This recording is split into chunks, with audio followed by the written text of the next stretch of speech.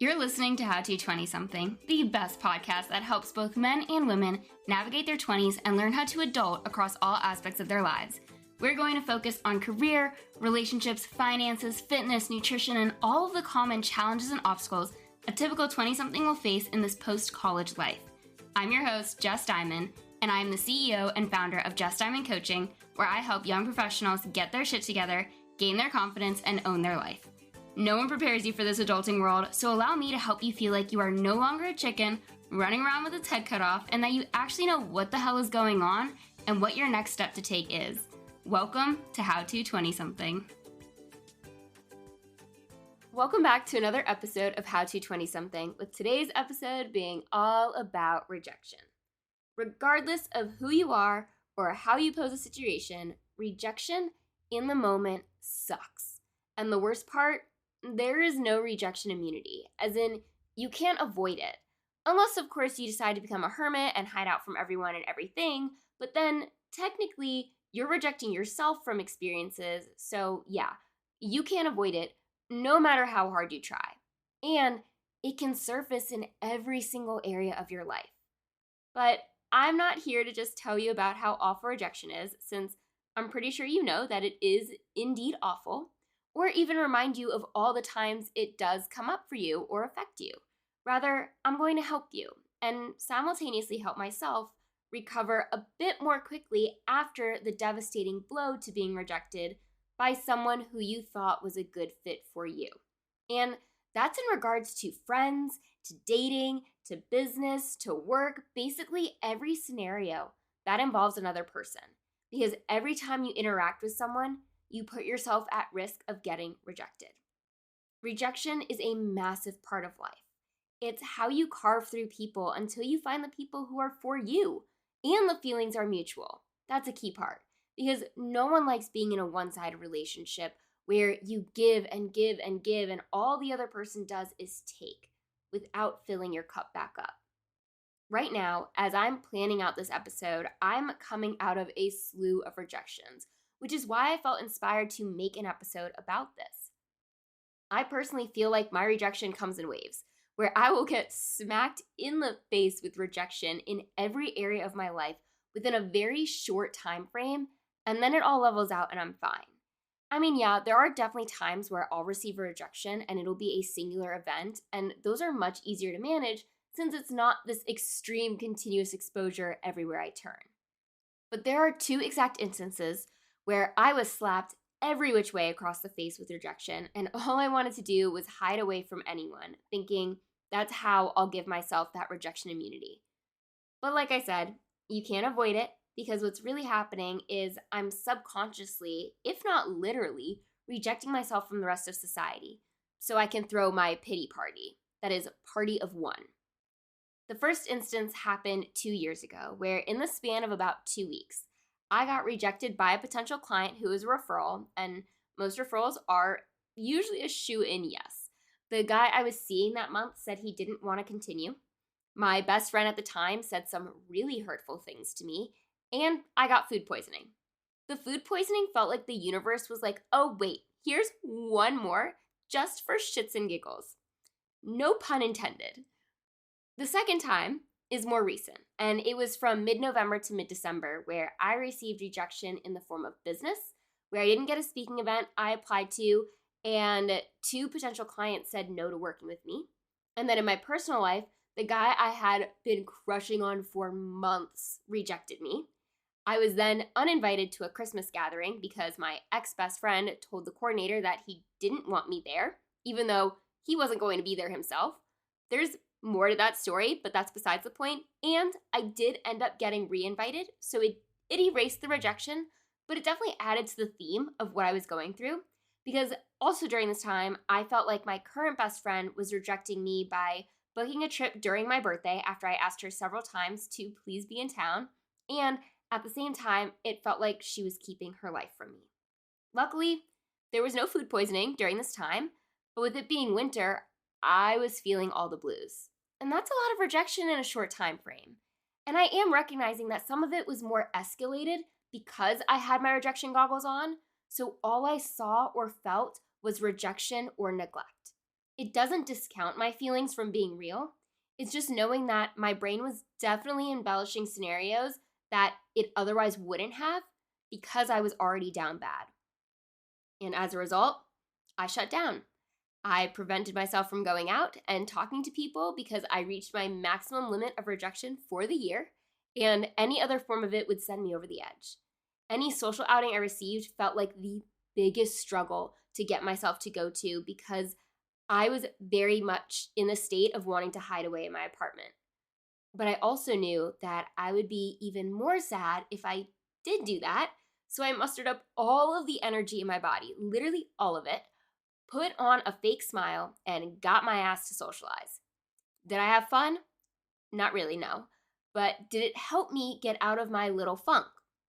Well, it certainly didn't make things worse, so we're taking it. And I tell you all of these details from my past experiences because I know you're listening to this episode because you relate to some capacity. We all go through moments where nothing feels like it's going right, and as a result, we're very hard on ourselves. It's hard not to take rejection personally, and sometimes it is personal.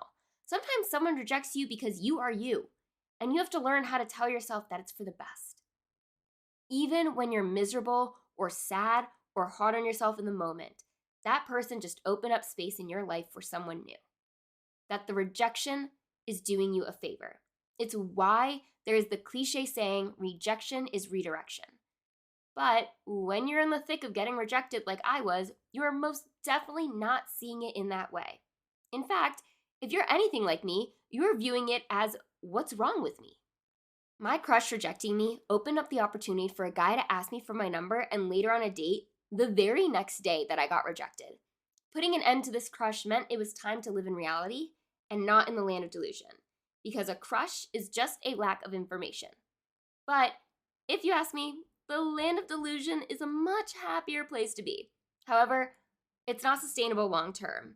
And when you live in the land of delusion, you are energetically and possibly quite literally cutting yourself from other people or other scenarios from existing or having the potential to exist.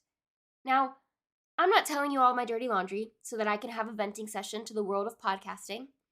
I'm telling you this because this is a real life 20-something with real rejections and thought processes. Or in other words, I get it, I live it, and I work to overcome it. And that's what this episode is designed to help you with as well. Rejection in your 20s, heck, rejection in life is inevitable. It's around every corner. And you can either choose to play it safe and small to try to prevent rejection from happening, or you can put yourself out there for the opportunities you want the most, knowing that it does come with the risk of rejection. It's part of being growth-minded and wanting more from your life. And if you're listening to this podcast, then you are part of that growth-minded, wanting more from your life population, which is great. And I'm so happy you're here. But what can we do about the rejection that you're most definitely going to experience at some point, if not right now? Well, we can do what I default to, which is hide away and crawl up in a ball feeling sorry for ourselves. Or we can put some practices into place to help us out of our little rejection funk. My guess is if you're still listening, you're hoping to find the latter because you are sick and tired of the former. So I'm going to break it down by category, since each form of rejection might require a different coping mechanism or it's going to surface in a different way, and both of which are necessary to help you get back on your feet. Let's start with rejection in the workplace, with the examples ranging from not getting a job you applied to and interviewed for, not getting the promotion or raise you requested, or even an idea you presented when you finally had the courage to speak up got shut down. Because that's really where it comes from. Rejection is at its highest when you use your courage and speak up for or take action towards something you want. And it's not to say you're going to get rejected every time you do speak up for yourself, but it does make it more possible. I mean, think about it. If you kept quiet, if you don't apply for the position that's a stretch from your resume, if you don't ask for more pay, if you don't share your idea, then you're just going to stay exactly where you are. And while that does prevent the rejection, it does keep you stuck. And that stuckness will build into resentment and frustration. Advocating for yourself or taking the risk to try something new pairs with the possibility that it does all work out, that you do land the job, that you do get approved for a raise, that your idea at the scary conference table with the C-suite is recognized and praised. So I think rejection first starts with asking yourself, but what if it all works out? What else could happen if you do speak up? If you do receive the acceptance you're asking for? And then if you don't get the outcome you hope for, it turns to remind yourself that having a definitive answer is better than living in the fantasy of hoping and wishing. And if you don't get the outcome you hope for, it's an opportunity to grow and to learn. Besides, most professional rejections stem from circumstances outside of your control. Maybe it's not in the budget for you to have a raise. Maybe there is no position open for you to be promoted to. Maybe the company interviewed someone who was a better fit. So it's not to say that you weren't a good fit, you just weren't the best one. And then seek out feedback so you can work to prevent repeat rejections from happening, because that's the part that is in your control. I mentioned this in the live coaching call episode from a few weeks back with Orion, when I recommended he seek out feedback for the job he really wanted and thought was a good fit but didn't get. You need to be open to the criticism, knowing that it's going to help you grow and improve so you can limit your future rejections. But don't dwell on the negative feedback. Rather, do something about it. At least the parts that are within your control. If it's a skill you're lacking or the way you interview isn't putting you in the best light for a future position, then you can easily work on those things. I think rejection is a lot like boundaries, where you don't know what you don't know until it happens. With boundaries, you typically don't know when a boundary has been crossed until it's being crossed. And with rejection, you don't know what you're missing or lagging in until you get the feedback by being told no. And as a reminder, this is just in relation to your career, because you're not missing or lagging anything in friendships and romantic partnerships that are right for you, which I'll get into soon enough. The part where rejection is redirection comes in the form of needing to set new goals. So you didn't get the job. What goal are you setting next to improve your chances of getting the next one? Do you need to network with more people, expand your job search, improve your interview skills, take more time with your applications, apply to jobs where you actually believe in the company? Ask yourself where the missing pieces are so you don't berate yourself for not getting this one opportunity and then do nothing to improve your circumstances. And know that this one setback is not a glimpse into your future, meaning it's not defining your entire career trajectory. Separate the singular rejection from the rest of your life. While at the same time, let yourself be upset. It's natural to feel disappointed, discouraged, and sad when an opportunity you were gunning for doesn't work out. Professional rejection is probably the easiest to not take personally. I know I don't take business rejections personally because I am a kick-ass coach who has a foolproof system that has helped dozens of people succeed. So it's not me when I get told no. It's them and their lack of belief in themselves or reluctance to ask for financial help to get them out of their current situation. It's romantic and social rejection that is the toughest on the soul. Romantically, you're putting your heart on the line by asking out your crush or when you're in a relationship and it's coming to an end. But you have to understand there is a lack of compatibility going on for the other person, whether you see it or not. Again, acknowledge your own feelings, let yourself grieve the future life you dreamt about with this person, vent to a friend about how upset you are, and then do something about it. You could journal what you're looking for in a partner. I know for me, I want to be in a relationship where I know exactly where I stand in their eyes, and I also want to feel pursued and desired. And while it is hard to not take this type of rejection personal, please know that there is nothing wrong with you as the individual.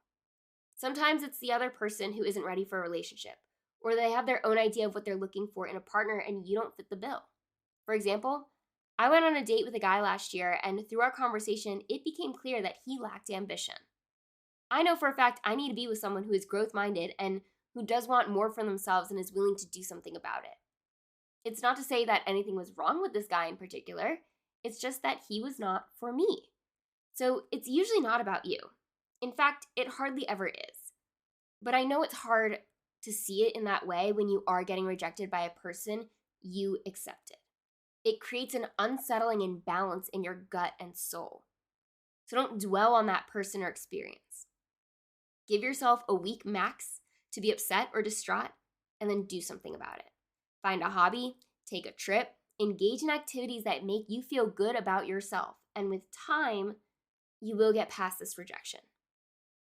The third type of rejection is social rejection, and similar to the romantic one, this type stings right through your heart. Feeling left out hurts. Take it from me. I felt so left out when I realized everyone I was previously hanging out with on the weekends were all hanging out together, and my invitation was continuing to get lost in the mail. When that happens to you, you want to make sure no one else experiences that feeling. So even if you know the person you're inviting is going to say no, you invite them anyways. That invite goes a long way. It sends the message of you're thinking of that person, that you're going to go do something fun, and you wanted to include that person. So when you do experience that social rejection, this is going to sound repetitive, but you have to give yourself time to process your feelings and take care of your emotions. And then work to figure out whether or not you even wanted to be part of the friend group that rejected you and what you are looking for in friends. I've said this on other episodes, but the group I was getting rejected from was the party group, where their idea of fun was late nights and alcohol. And if you've been listening to How to 20-something for quite some time, then you know that that is absolutely not my idea of fun. I was after the image of fun, rather than what I actually valued or enjoyed. But these people weren't my friends. They just presented the illusion of having friends. It wasn't until I sat myself down and thought about what makes a good friendship, or what do I define as fun, with the help of my therapist, did I start to seek out the people that support that vision. So yeah, social rejection can come from misaligned values or interests. Again, it's nothing personal. Similar to your romantic life, make a list of qualities you're looking for in a friend, or what interests you have, and then take part in those activities so you can find other people who also share those commonalities. And if anyone tells you that you are too anything, whether that is too hyper, too loud, too passionate, too annoying, for me, I was told I was too short, literally anything that strikes a chord with you, then please remove that person from your life. They are already rejecting the parts of you that make you, you. And it's time to pack up your life and gift it to someone who will appreciate those qualities. This is your life. Fill it with the people who do want you around, and stop giving power and energy towards those who don't. And the final thing I'll leave you with today is to keep at the top of your mind who you can go to when you are experiencing a slew of rejections and you need help bouncing back. It's much easier to face rejection when you have other strong connections that can support you through this moment, like a coach, a parent, a best friend, a partner, a therapist, someone who you feel comfortable turning to in a time of need. That's who's going to carry you through the rejection you're experiencing right now. Rejection is not something you can face on your own, because your brain is not going to help you see any clearer. In fact, your brain is going to enhance the rejection you're already experiencing. The sources of support you've built so far are the people who are going to make sure you are actively working towards getting out of this feeling. Now, I bet you thought this episode was going to mention rejection therapy, when you try to get one no for a day for 100 days, and it can be as simple as asking for your coffee to be free to asking your crush out on a date. But honestly, I feel like if you are constantly putting yourself out there, you are inadvertently building up your resilience to rejection, knowing that it's going to hurt every time, but your recovery and what you do about it will improve every time. Most of the time, the rejection you are receiving is not a reflection on you. It's not a sign that you need to change your ways. However, it is a sign that you need to change the rooms you're in. And that is what I'm going to leave you with as I wrap up this episode of How to 20-something. So, if you liked what you heard, you're feeling a little better about your rejections, or know someone who needs to hear this message, then please help me grow this podcast by sharing this episode with a friend or on social media. And as always, I can't wait to be in your headphones again next week with another brand new episode.